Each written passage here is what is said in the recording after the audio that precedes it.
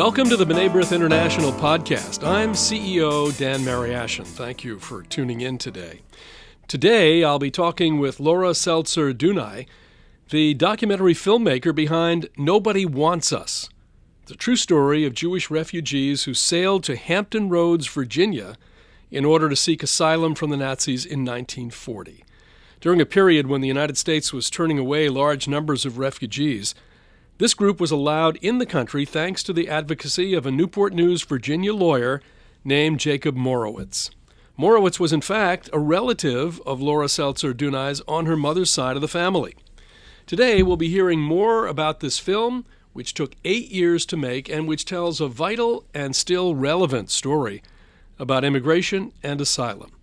Visit the film's website at nobodywantsus.com for information about upcoming screenings, to schedule a community screening, or to purchase the film for a school.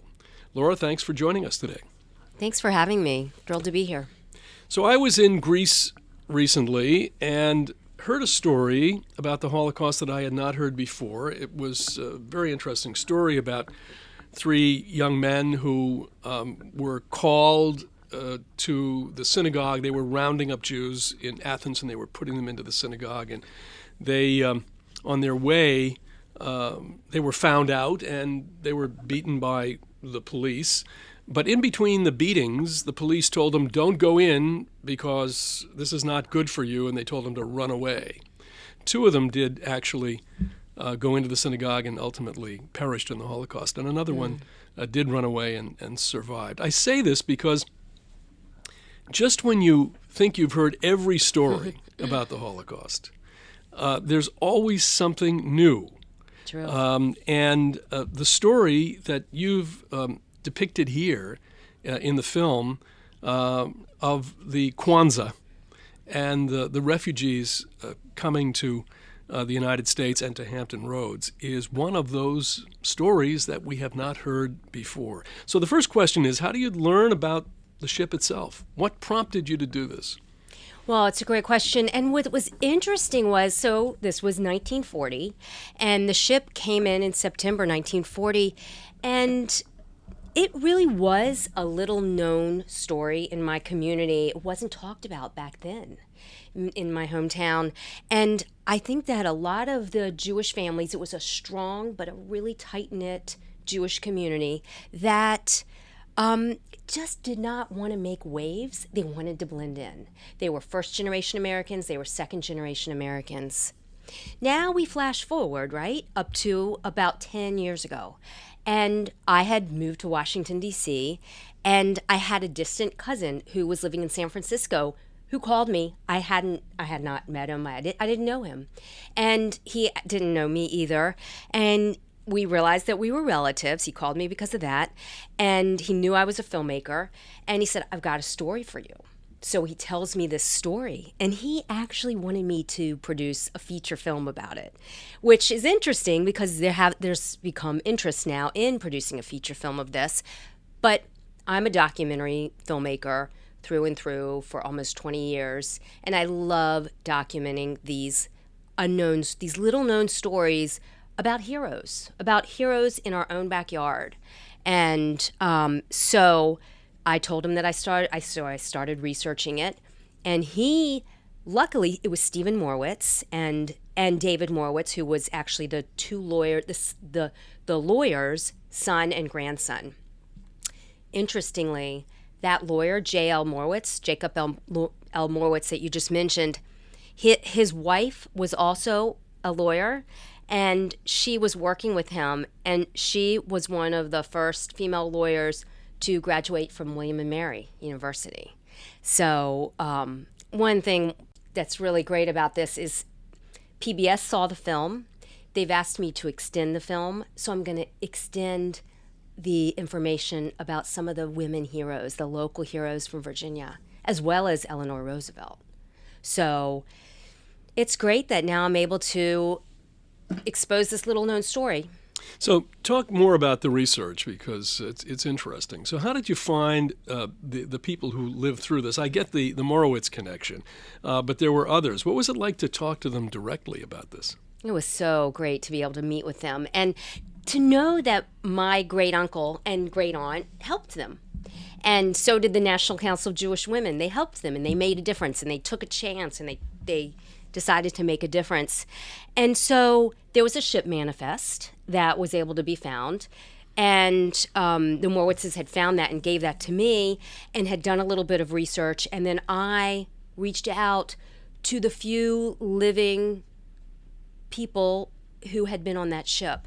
So I ended up finding a woman who was 3 years old in 1940, who I interviewed, Annette Lackman, who's featured in the film, Simone Neufeld, who was 13 years old at the time and sadly has passed away, as well as Irving Riddell, who was a teenager also at the time, who also sadly passed away. So, I mean, it's so important for us to tell these stories, right?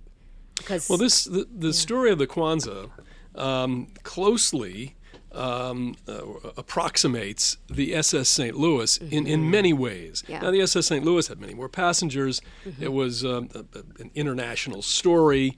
Kwanzaa, smaller, as we said, less known, but similar in many respects. So while the refugees were trapped on the ship at various ports for more than a month, did they have any idea, from what you discovered, about what was happening in Europe to the Jews? I mean, was word getting through somehow? So they dodged the bombs, they escaped their homes, they were trekking through Europe at the time. There were people that were being brought to camp, to concentration camp. So they were aware of all that to the level of how bad it was going to get. You know, they didn't know, but they knew it was really bad. So I think that so many people were aware of the St. Louis because at the end of the day, they were sent back. But at the end of the day, you'll have to watch the film to see what happened to these refugees. Well, the story of the difficulty once they were in port, and the back and forth with Morewitz and the authorities. Right. It's as I watched clips of the film, it just breaks your heart to think that these people were no threat to the United States. They were running from a situation which was well known in the United States, certainly well known to our governmental authorities, and yet they had a difficult time. What were you thinking when you learned, these facts as you went along in the research and then also in the interviews? Well, what I found fascinating was we found Breckinridge Long's our Assistant Secretary of State at the time. We found his war diaries. And his war diaries at the time said, delay, delay, delay. Do not let these people off that ship. Let as few as possible off that ship. There was information saying that Eleanor Roosevelt did get involved, and she did say you have to save the children, but then how do you separate them from their families, which was an interesting point that really does kind of resonate with today. So yeah, it was just a sad situation that I think that we need to really, really think about America's response to refugees both then and now. Tell us more about Eleanor Roosevelt's role in this. How did she get involved? She heard from Stephen Wise. He had reached out to her, and some others had reached out to her as well. And then she communicated with Breckinridge Long, as well as someone who worked under Breckinridge Long, Patrick Murphy Malin. And she just was saying, you really must do something about that. So this was all like hearsay and conversations that have been relayed to me. But there were so many other situations with refugees that did not turn out like this. Right. And it's interesting that while this was a success story and one that we can all certainly celebrate, there were so many other situations where there wasn't the intervention of an Eleanor Roosevelt. I think that what troubles me about this is that while this was really a success story to be celebrated, there were so many other situations of people trying to get into the United States that didn't end up like this one did, and where Breckinridge Long, who was known for his anti-Semitism as we look back, but even then, his indifference to the lives of people who were really running for their lives. It really broke my heart when I saw this. What do you think the lessons are that we can learn from the good in this story, and also the very frustrating part of the story, which we can't change? We can't go back and change this, unfortunately. So my takeaway, I have a few takeaways of the film, but one of my takeaways is that individuals can make a difference. And so this lawyer, he was actually hired to help save one family, but he ended up saving all of the families.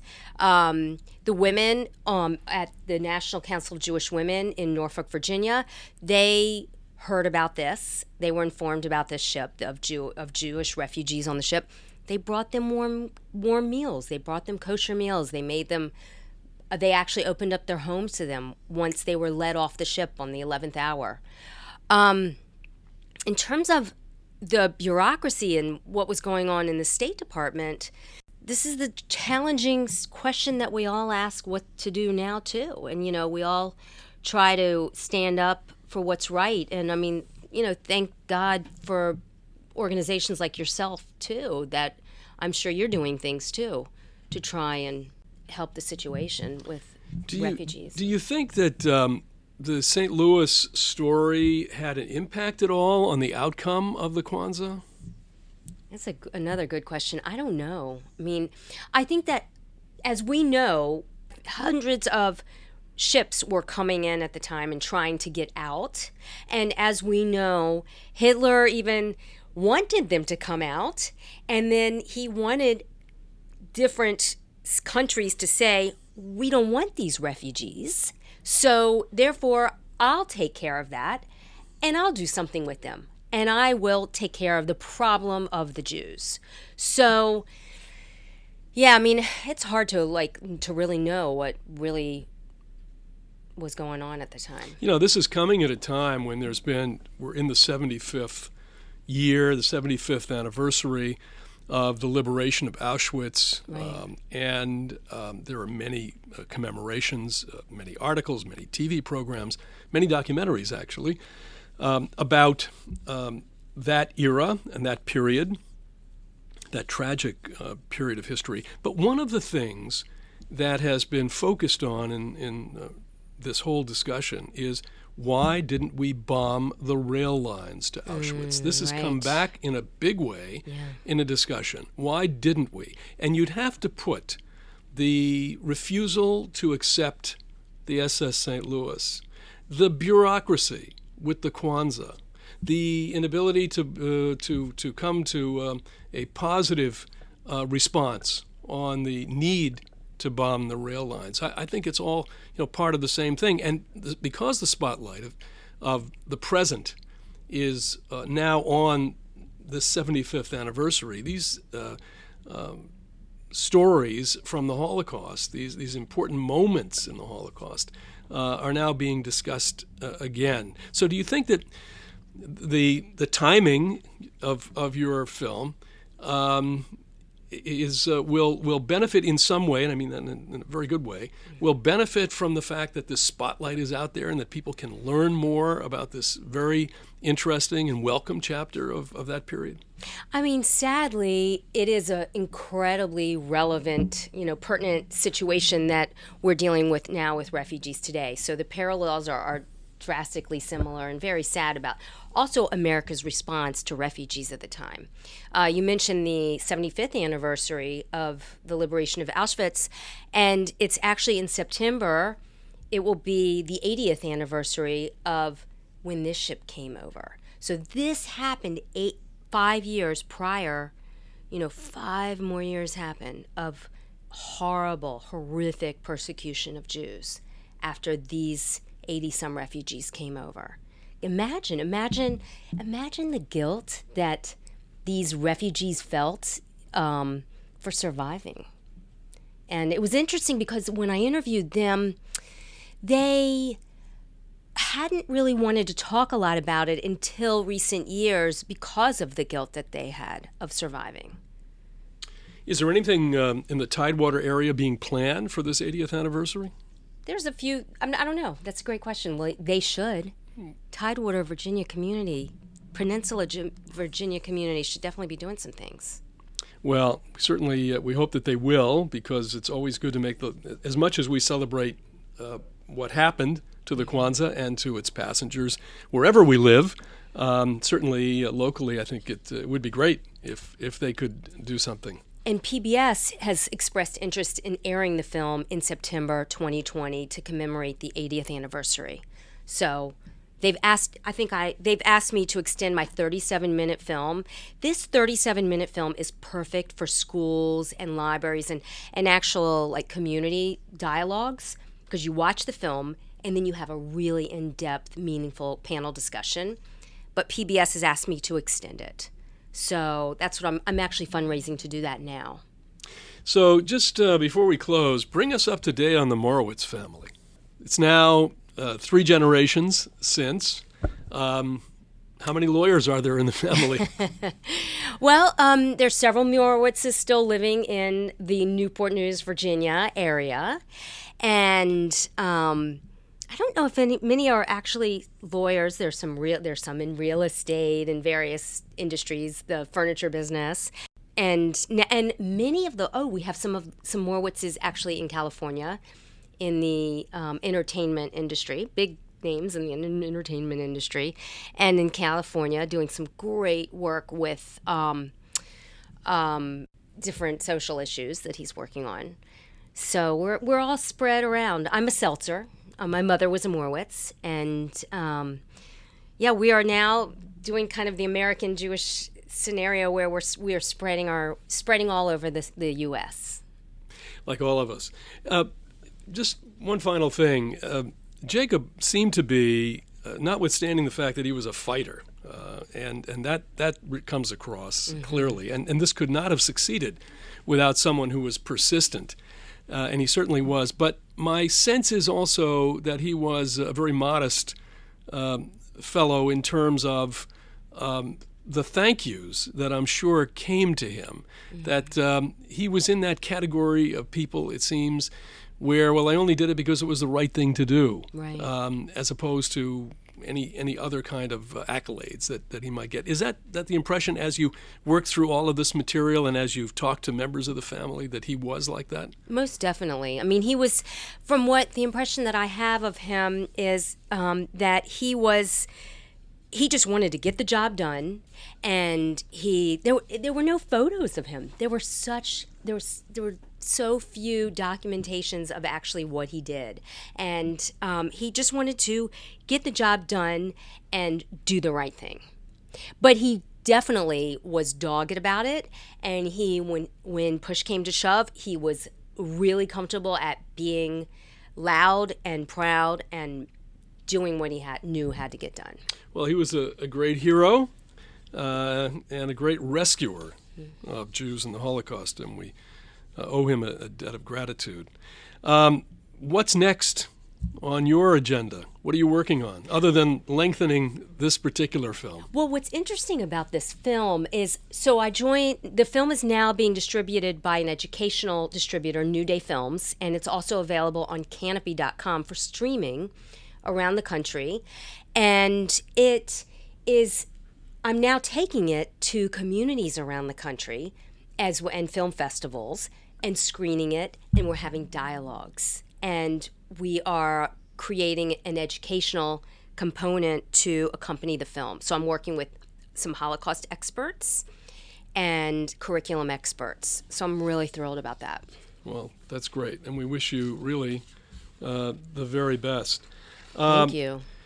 The film is Nobody Wants Us. Look for this on PBS in the longer version coming soon. And it's a film by the documentary maker Laura Seltzer-Duny. Thank you so much for joining us today, Laura. Thank you, everybody, for listening to our podcast. Please visit our website, b'nai.org, like our Facebook page, follow us on Twitter. Subscribe on your smartphone through the podcast app for iPhone or through Google Play for Android.